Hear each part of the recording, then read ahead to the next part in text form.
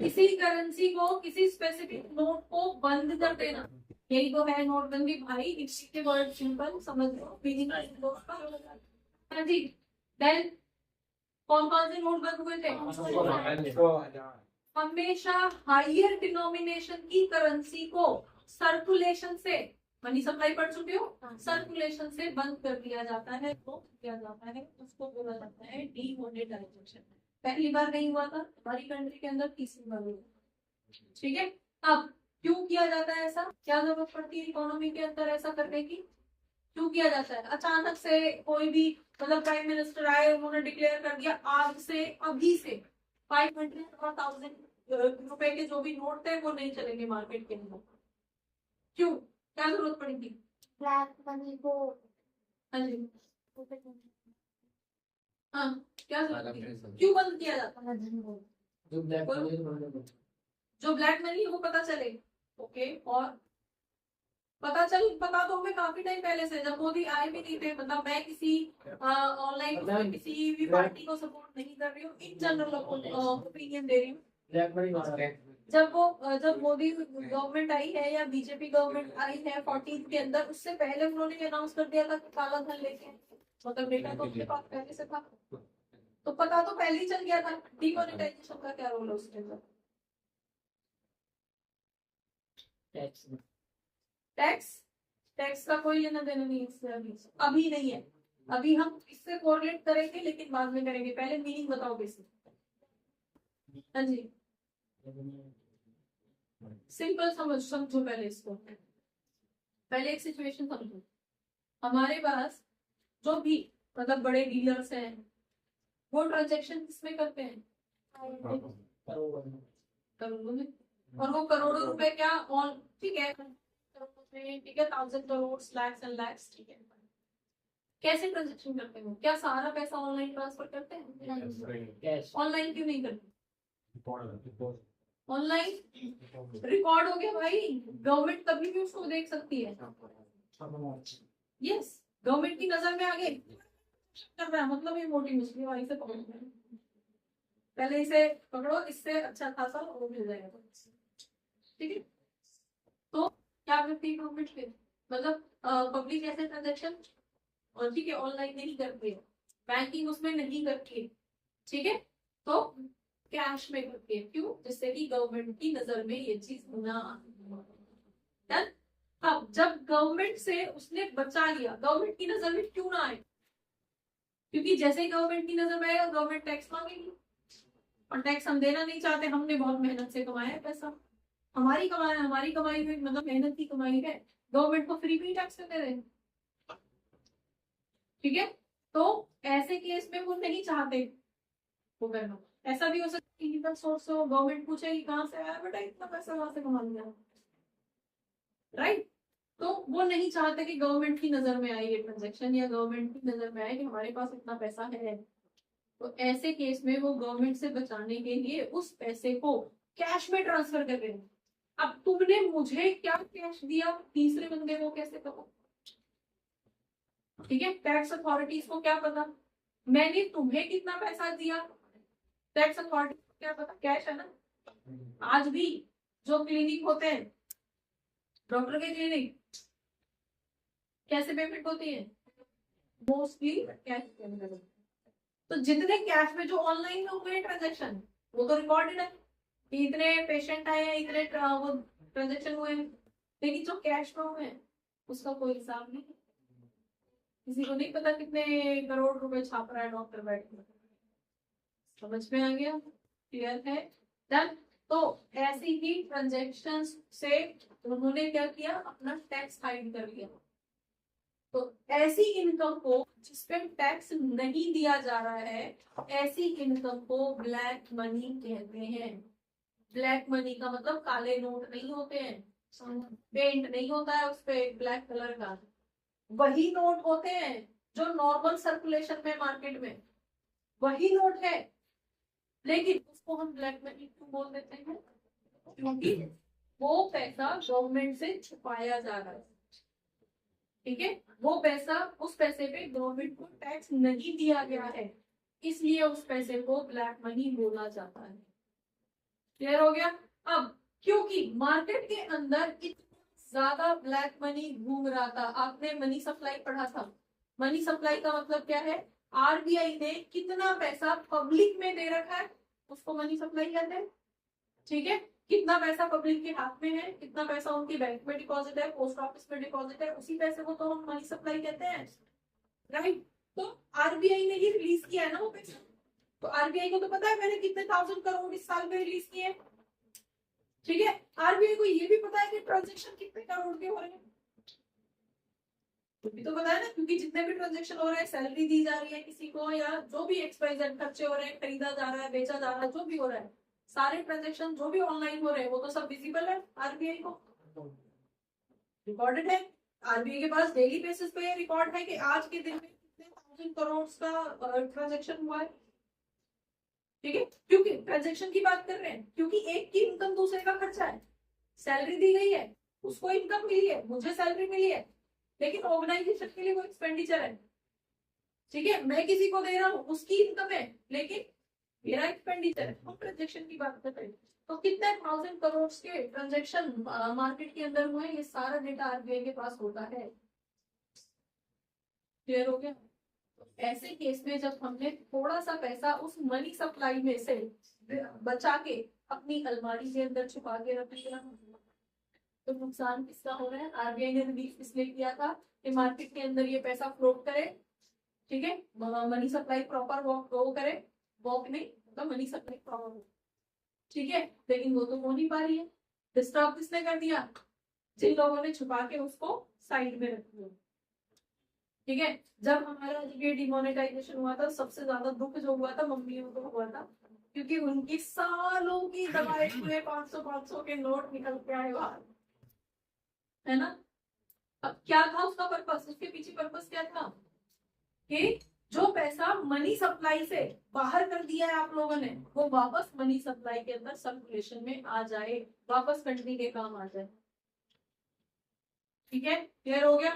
दूसरी चीज, जो करप्शन चल रहा था, जो करोड़ों रुपए की ट्रांजेक्शन ब्लैक मनी मार्केट के अंदर घूम रही थी, वो मार्केट के अंदर तो घूम रहा है, ट्रांजेक्शन हो रहा है, आरबीआई को पता है कि मैंने तो खाली इतने ही पैसे इंड्यूस कर रखे हैं मार्केट के अंदर, फिर इतने एक्स्ट्रा पैसे का ट्रांजेक्शन कहाँ से हो रहा है? इसका मतलब है कोई सेकंड सोर्स चल रहा है जहां से मार्केट में पैसा आ रहा है, इंडिया के अंदर पैसा आ रहा है। अब वो हो सकता है कि वो डुप्लीकेट हो। कैसे पता चल जाता है? एकदम से न्यूज कैसे आ जाती है कि मार्केट पे 10 रुपए का सिक्का नकली चल रहा है? कैसे पता चल जाता है? मार्केट के अंदर ये वाला नोट नकली चल रहा है, 500 का नोट देख के लेना, ये वाली लाइन देख के लेना, नकली चल रहा है। कैसे पता चल जाता है आपके? क्योंकि आरबीआई के पास पूरा डेटा है भाई, इतना ही पैसा इंड्यूस किया है तो मार्केट के अंदर इतना ही होना चाहिए। ठीक है, तो इससे ज्यादा ट्रांजेक्शन कैसे हो रहा है? क्लियर? तो जब मार्केट पूरी तरह से मतलब डिस्टर्ब हो चुकी है, तो गवर्नमेंट के पास, अब गवर्नमेंट किस किस को पकड़ेगी? इन्फॉर्म करके पकड़ेगी तो गुंडा किसी के पास कुछ नहीं मिलेगा, राइट? किसी के पास कोई मनी नहीं मिलेगी। तो अब गवर्नमेंट के पास क्या है? इतने 1000 करोड़ की पॉपुलेशन हमारे पास हो, इतने करोड़ की हमारे पास पॉपुलेशन हो रही है, 150 करोड़ तो ऑन एन एवरेज है ही, बाकी इससे ज्यादा ही है। इस बार का सेंसस तो हुआ ही, स्टडी नहीं हुआ। 2021 में आना था ना सेंसस, नहीं हो पाया, कोविड था। ठीक है, सेंसस क्या होता है? पॉपुलेशन काउंटिंग, वो तो होनी पाई। ठीक है, तो अब गवर्नमेंट किस किस के पास जाएगी कि तुम्हारे कितना ट्रांजेक्शन हो रहा है? नहीं जा सकती। कोशिश करती है, इनकम टैक्स की जो है रेट्स पढ़ती है, जगह जगह पे पढ़ती है, मूवीज में भी देखते हो, प्रैक्टिकल भी देखते हो, बहुत जगह। ठीक है, लेकिन टाइमली भी है, प्लस इंफॉर्मेशन और जो करप्शन है वो वहाँ पे भी चांसेस है। क्लियर हो गया? बहुत सारी चीजें। एक इमीडिएट क्विक एक्शन गवर्नमेंट क्या कर सकती है? नोटबंदी कर दो ना। किसी के लॉकर में दबे रखे हैं, किसी के बॉक्सेस के अंदर है, किसी के रूम्स के अंदर भरे रखे होता है, कई बार रेड पड़ती है, निकलते हैं, दीवारों में से निकलते हैं वगैरह, तो जहां भी है वहां जीरो हो जाएगी। और गवर्नमेंट का जो अल्टीमेट टास्क है कि इकोनॉमी को प्रॉपर उसमें लेके आए, समझ में आ गया? इसलिए डीमोनेटाइजेशन किया, टाइम टाइम पे 10-20 सालों में इस तरह का प्रोसेस होना जरूरी होता है, जिससे कि जो करप्शन है वो करप्शन कंट्रोल किया जा सके। अब लोग क्या करेंगे, जैसे इलेक्शंस आए तो होता है ना, पैसा डिस्ट्रीब्यूट करते हैं, निकर्स वगैरह डिस्ट्रीब्यूट करते हैं, महंगे महंगे फोन और गिफ्ट्स डिस्ट्रीब्यूट किए जाते हैं अपने वोटर्स को, है ना, जिससे कि हमें ही वोट देना वाली स्कीम के अंदर। अब वोट तो ठीक है, वोट तो मिल जाएगा, लेकिन अगले 5 साल वो पब्लिक का पैसा जो उड़ाएंगे, एक्सप्लॉइट करेंगे, वो क्या हो रहा है, वो नुकसान किसका होगा? ठीक है, इसलिए ये डिमोनेटाइजेशन हर 10-20 साल में हो जाए तो अच्छा है। समझ में आ गया? डिमोनेटाइजेशन से प्रॉब्लम बहुत हमारे ये 8 को हुआ था, 16 को शादी थी, सारा कैश जो लाके घर में रखा हुआ था 0। एकदम से प्रॉब्लम बहुत हुई थी, लोग लाइनों में लगे थे। लेकिन इकोनॉमी की सफाई के लिए डिमोनेटाइजेशन होना जरूरी है। समझ में आ गया कॉन्सेप्ट डिमोनेटाइजेशन क्या होता है? तो किस किस क्या क्या ऑब्जेक्टिव है इसका बता दो जरा फटाफट से। इकोनॉमी का मतलब मनी सप्लाई को स्मूथ करना, फ्रेश कर देना, मनी सप्लाई को फ्रेश कर देना, कि फिर से एक रेजुमिनेशन से मनी सप्लाई मार्केट के अंदर घूमे। ठीक है, फ्रेश। देन नेक्स्ट क्या हो जाएगा, जो भी हमारा करप्शन है उसको डाउन कर देना। अब जब हमें पता है कि हर 10-20 साल में डिमोनेटाइजेशन हो सकता है, तो अब हम वो जो कमरों में वो लगाते थे, ढेर लगाते थे, दबा दबा के होते थे, वो नहीं करेंगे, क्योंकि हमें नहीं पता कि कब हो जाए फिर से नोटबंद। ठीक है, और बड़े नोटों का भी क्यों डिमोनेटाइजेशन होता है, क्योंकि वो कम जगह में ज्यादा स्टोर हो जाते हैं। 500 की गड्डी, ठीक है, छोटे से ब्रीफ केस में करोड़ों रुपए इकट्ठा हो जाता है। 1000 रुपए की गड्डी छोटे से ब्रीफ केस में करोड़ों रुपए इकट्ठा होता है।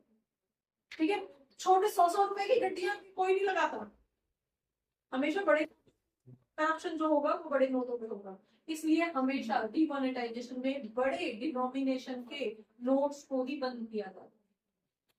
समझ में आ गया? 100 रुपए बंदी में कहाँ से करेगा वो कमरा भर भी लेगा तो कितने कर लेगा? ठीक है, इतना तो गवर्नमेंट के पास पॉसिबल ही नहीं है ना बेटा कि वो खत्म ही कर पाए। अभी भी खत्म नहीं हुआ, अभी भी लोग ट्रांजेक्शन कर रहे हैं कैश में। अभी ज्वेलर्स के पास जाते हो, सामान लेते हो, ज्वेलर्स पहले ही बोल देता अच्छा अच्छा ठीक है, इतने % कैश में कर देता, इतने % ऑनलाइन कर दो। प्लॉट खरीदते हो, अभी भी मोर देन 50% जो ट्रांजेक्शन होती है वो कैश में होती है, तो नहीं कर सकती, वो हमारी नसों में, राइट? तो उसको हम नहीं कर पा रहे, वो एक अलग आस्पेक्ट है। लेकिन एक हद तक तो किया जा सकता है ना कहीं ये डर भी तो है कि पकड़े गए तो क्या हो।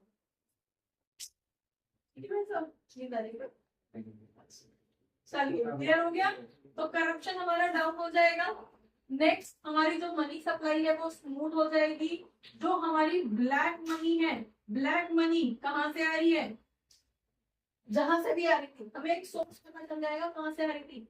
जैसे अभी मैं पॉलिटिकली किसी पार्टी का नाम नहीं लूंगी, लेकिन ऐसा हुआ था कि जब ये गवर्नमेंट आई है, जब जिस टाइम करप्शन है, इतना ब्लैक मनी मार्केट में घूम रहा है वगैरह वगैरह, तो पता चला था एक स्टडी से कि एक ही नंबर के कितने, जो एक नंबर होता है नोट के ऊपर लिखा होता है उसके कितने नोट प्रिंट होते हैं,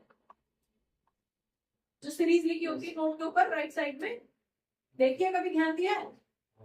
5 से 6 डिजिट की एक सीरीज होती है, राइट साइड में लिखी होती है। एक सीरीज का एक ही नंबर का एक ही नोट होता है, दूसरा प्रिंट नहीं होता उसमें, कोई भी नोट देखो। ठीक है, समझ में आ गया ना? उस टाइम पे उस एक सीरीज के 3 नोट प्रिंट होते, एक आरबीआई से, 2 कहां से हो रहे थे पता, मतलब इंटेलिजेंस को तो पता होगा, लेकिन ये स्टडी है। ठीक है, और उसी टाइम पे कॉमनवेल्थ गेम्स भी हुए, ठीक है, जिसमें से ये बोला जा रहा था कि एक तो मार्केट सर्कुलेशन में 3 नोट प्रिंट हो रहे हैं, एक मार्केट सर्कुलेशन में यूज हो रहा है जैसे लिखा होता है, एक उस पॉलिटिकल पार्टी के घर जा रहा था। पॉलिटिकल पार्टी में तो जितना रुपए, जितने करेंसी मार्केट में फ्लोट हो रही है उतनी ही करेंसी घर में भी इकट्ठी हो रही है, जो वो इलेक्शन में यूज करेगा और बाकी चीजों में यूज करेगा, ठीक है। और थर्ड जो है ये कॉमनवेल्थ वाले उसमें ब्लैक, ठीक है, मतलब उसमें जा रहा था कॉमनवेल्थ में, उसके थ्रू स्विस बैंक हो रहा था, और तीनों ही लीगल थे। तो क्या ये पॉसिबल है? तो ये क्या हो रहा था, ये जब मार्केट के अंदर आएगा वो रुपए कहाँ चलेंगे, चलेंगे तो मार्केट में ही ना। तो एक ही नोट के, एक ही नंबर के तीन तीन नोट मार्केट के अंदर हो रहे, तो कोई भी बता देगा कि भाई मनी सप्लाई यहाँ पे ब्लैक मनी चल रही है मार्केट के अंदर, ठीक है। तो उस ब्लैक मनी को कर्व करने के लिए, कंट्रोल करने के लिए डीमोनेटाइजेशन होना जरूरी है। समझ में आ गया? अब इससे ज्यादा मुझे लग रहा है कि जरूरत नहीं है बताने की डीमोनेटाइजेशन क्या होता है, क्यों जरूरी होता है, ये समझ में आ गया, ठीक है। चलो अब कर लेते हैं जीएसटी। जीएसटी क्या होता है? Goods and services. इकोनॉमी के अंदर जितनी भी गुड्स या सर्विसेज ट्रांजैक्शन होती हैं उनके बदले में ये टैक्स लगता है। इनडायरेक्ट नेचर का टैक्स होता है। कैसा? इनडायरेक्ट का मीनिंग क्या है? इनडायरेक्ट टैक्स, हाँ जी, मीनिंग क्या है इसका? इनडायरेक्ट, जैसे हम डायरेक्टली पे नहीं करते गवर्नमेंट को, टैक्स किसको पे किया जाता है? गवर्नमेंट को, लेकिन हम डायरेक्ट पे नहीं करते। हम कैसे करते हैं? हम किसी थर्ड मीडिएटर के थ्रू हमारा टैक्स गवर्नमेंट तक जाता है, ज्यादा हमारी से, जहां हमारी पॉकेट से रहता, लेकिन बीच में कोई ना कोई थर्ड पार्टी है जो वहां तक पहुंचा रही है। जैसे कि शॉपकीपर, सामान खरीदा, पेन खरीदा, 10 रुपए का है, फाइन 10 का है, लेकिन 10 MRP है ना, कुछ लोग प्रॉफिट ये भी, उस प्रॉफिट पे टैक्स भी लग रहा होगा। कितना टैक्स इसकी मैन्युफैक्चरिंग पे लगा है, कौन सा स्टेट में है उस पर डिपेंड करेगा, जीएसटी लगेगा, वैट लगेगा, क्या लगेगा, ठीक है। तो उसके अकॉर्डिंग इसमें कितनी कॉस्ट इन्वॉल्व है, कितने टैक्सेस इन्वॉल्व है, कहाँ से इसका रॉ मटेरियल आया था, कितनी इस पे इम्पोर्ट ड्यूटी लगी है, वगैरह वगैरह, हमें कुछ नहीं पता। हमें क्या पता है? 10 रुपए हमारे, हमने 10 रुपए दे दी, इसमें से अब जो भी प्रॉफिट होगा उसका कितने % टैक्स कौन पे करेगा? शॉपकीपर, ठीक है। तो हमने खरीदा पेन, ये हमारा कस्टमर है, और यहाँ पे कौन है? शॉपकीपर।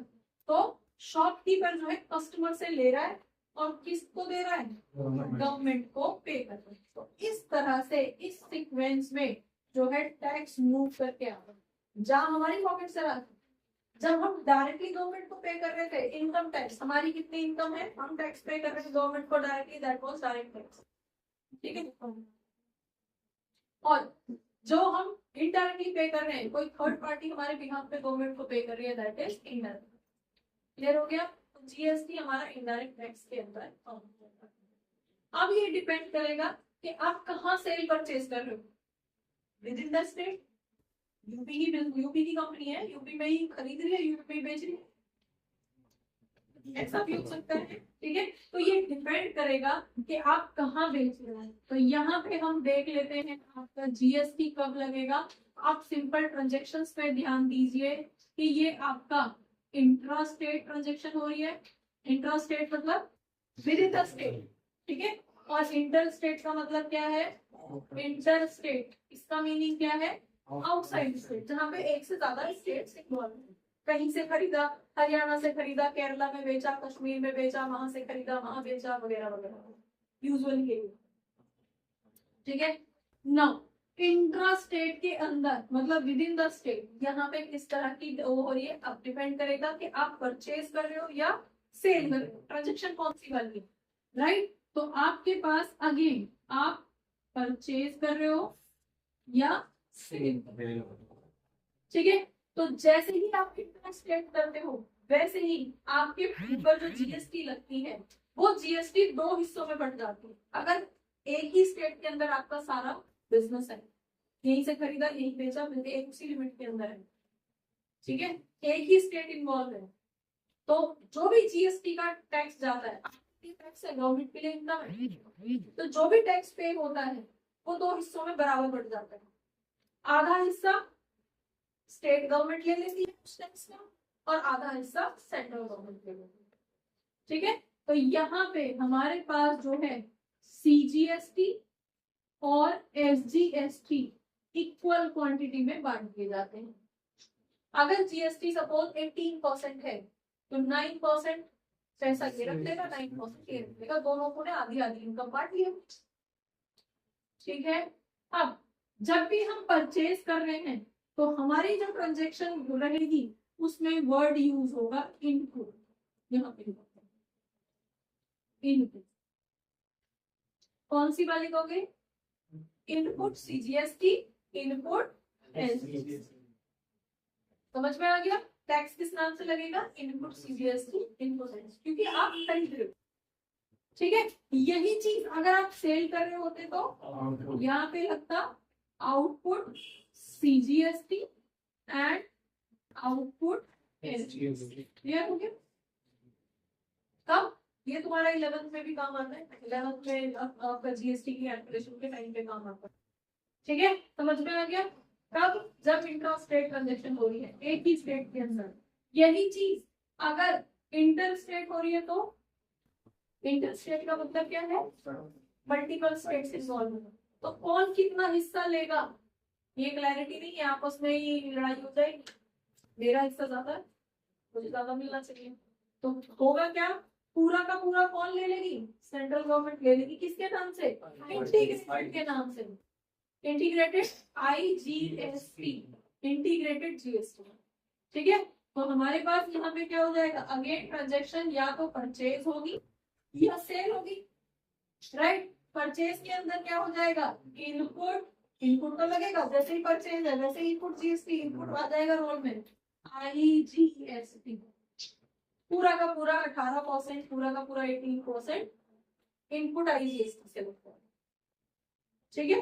और अगर सेल होगी तो पूरा का पूरा कहाँ पे हो जाएगा? Output IGST. क्लियर हो गया भाई? यहाँ तक समझ में आ गया? ठीक है, समझ में आ गया? हो गया? समझ में आ गया? यही जीएसटी है, इसके अंदर और कुछ ये ध्यान देना है। इंट्रास्टेट है या इंटरस्टेट। क्लियर? अब यहाँ पे आपसे सोचो, ये जो आउटपुट जीएसटी है ये क्या है? मतलब कस्टमर से जो पैसा लिया गया है। ठीक है। कस्टमर से हम ये एक एग्जांपल ले रहे हैं कि कोई भी फर्म है, एक फर्म है जो भी एबीसी लिमिटेड है व्हाटएवर, उसने यहां से एक कस्टमर का यहां से जीएसटी ली है। क्या करके? सेल करके। सामान सेल किया होगा, इसको उसने सेल किया, कंपनी ने कस्टमर को सेल किया है। ठीक है। कहीं से फर्म ने परचेज भी करा होगा, कहीं से तो खरीदा भी होगा, रॉ मटेरियल खरीदा होगा, शर्ट बनाएंगे तो कपड़ा तो कहीं से खरीदा होगा। राइट। तो हम मान के चल रहे हैं ये फर्म जो है, ये फर्म बी है, ए है, ये फर्म बी है।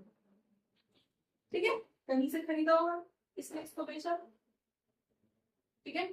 इसने अब क्या करेगी? इसने यहाँ पे टैक्स दिया होगा। क्या दिया होगा? क्या कर रही है? परचेज। इसने ये यहाँ से क्या कर रही है? परचेज। तो इसने क्या दिया होगा? हम इनपुट आईजीएसटी मान के चल लेते हैं, एक वर्ड में काम हो जाएगा, नहीं तो सीजीएसटी और एसजीएसटी दोनों लिखने पड़ेंगे। इनपुट जीएसटी हो गया, क्या होगा? अब जब इसने कस्टमर को सेल किया होगा सामान बनाने के बाद, तो कस्टमर से जो टैक्स आया होगा वो कौन सा? वो आउटपुट। सेल हो रहा है ना, आउटपुट जीएसटी वहां से आउटपुट। हम ये मान के चल रहे हैं इसने यहाँ पे इनपुट जीएसटी दी थी कितने रुपए की? 100 रुपए की दी थी। ठीक है। अब जो भी इसने वैल्यू एडिशन किया, यहाँ पे इसको जो जीएसटी मिली है सामान बेच के, वो मिली है 180 रुपए। समझ आया? इसने जो कपड़ा खरीदा था उस पे उसने 10 रुपए की 100 रुपए की जीएसटी की दी। क्लियर हो गया? इनपुट खरीदा था ना, अब खरीदा था, इसलिए हमने इसको क्या बोला? Input GST. ठीक है। 100 रुपए दिए। अब जब इसने उस कपड़े से शर्ट बनाई, महंगी करके बेची हो, वैल्यू एडिशन करके बेचा है, जो भी इसने बेचा होगा, सपोज वहां से इसको आउटपुट जीएसटी मिली है कितने की? 80। ठीक है। अब जैसे ही इसने इसको टैक्स दिया था, ये तो गवर्नमेंट तक पहुंचा चुका है टैक्स, ठीक है। तो कहाँ करूँ, यहाँ पे कर दूं, यहाँ पे नया सिंपल समझो, गवर्नमेंट तक ये वाला टैक्स तो आ चुका है ना, दिया किसने था, फर्म ने। अब फर्म को कहाँ से मिल गया, कस्टमर से 180 मिल गया, ठीक है। तो अब कल ये फर्म क्या बोलेगी, फर्म बी क्या बोलेगी, 100 तो मेरा पहले से ही आपके पास है ना, ये 180 का टैक्स मेरे पास है। अगर ये 180 लेने तो जो मेरा 100 आपके पास है उसको दे दो वापस, मैं दोनों बार टैक्स थोड़ी दूंगा। समझ में आया या नहीं समझ में आया, ये क्या बोलेगा, यहाँ पे फॉर्म ये क्या, ये 2 बार टैक्स तो नहीं देगा, इसके नाम का ऑलरेडी जा चुका है, इसका डायरेक्ट यहाँ तक पहुंचाएगा तो इसके लिए इनडायरेक्ट था, राइट। अब कस्टमर का टैक्स डायरेक्टली कहाँ तक आएगा, गवर्नमेंट तक, टैक्स तो इसी में लगाया था। अब कस्टमर के पॉकेट से तो आ गया, लेकिन फॉर्म बी के पास रखा हुआ है 180 रुपए। अब गवर्नमेंट क्या करेगी, गवर्नमेंट बोलेगी ऐसा कर, जो तूने 100 रुपए दे रखे वो तू ले ले वापस, ये वाला दे देगी ज्यादा, इसे मैं तेरे पास नहीं छोड़ूंगा। समझ आया, गवर्नमेंट का फायदा किसमें, 100 रुपए रखने में या 180 रखने, राइट। तो गवर्नमेंट क्या बोलेगी, भाई ये वाला टैक्स मुझे पकड़ा दे, पहले से दे रखे हैं वो वापस दे। समझ आया। तो अब क्या होगा, ये वाला जो अमाउंट है ये आएगा गवर्नमेंट के पास, और ये जो पैसा था जो 100 आया हुआ था वो वापस से यहां से वापस इसके पास क्रेडिट कर दिया जाएगा, क्रेडिट कर दिया वापस, भाई अपना 100 रुपए ले, ठीक है। तो ये हुआ क्या, ये क्या था, इनपुट जीएसटी था, मतलब इनपुट टैक्स था, और इनपुट टैक्स को वापस से क्रेडिट कर दिया गया है, इनपुट टैक्स को वापस क्रेडिट कर दिया गया है, इसको बोला जाता है इनपुट टैक्स क्रेडिट, जो आपका next topic, input tax credit. Clear हो गया, समझ में आया, ठीक है। इनपुट टैक्स क्रेडिट आपसे स्पेसिफिकली पूछा जाता है, तो इनपुट टैक्स क्रेडिट क्या बोलोगे, कि जब आपने जो भी टैक्स इनपुट के टाइम पे दिया था उसको वापस क्रेडिट कर दिया जाता है हमारे अकाउंट में या कंपनी के अकाउंट में, उस टैक्स को हम इनपुट टैक्स, ठीक है। बच्चों होपफुली बहुत सारे डाउट्स इस क्लास से रिलेटेड, इस टॉपिक से रिलेटेड आपके क्लियर हुए होंगे इस क्लास को देखने के बाद में। अगर रियली आपके कुछ डाउट्स क्लियर हुए हैं, आपको ये क्लास अच्छी लगी है, तो आप इसको लाइक करिए, सब्सक्राइब करिए और अपने फ्रेंड्स के साथ शेयर करिए। Thank you for watching. Keep watching, keep learning, and don't forget to share. Keep sharing. Thank you.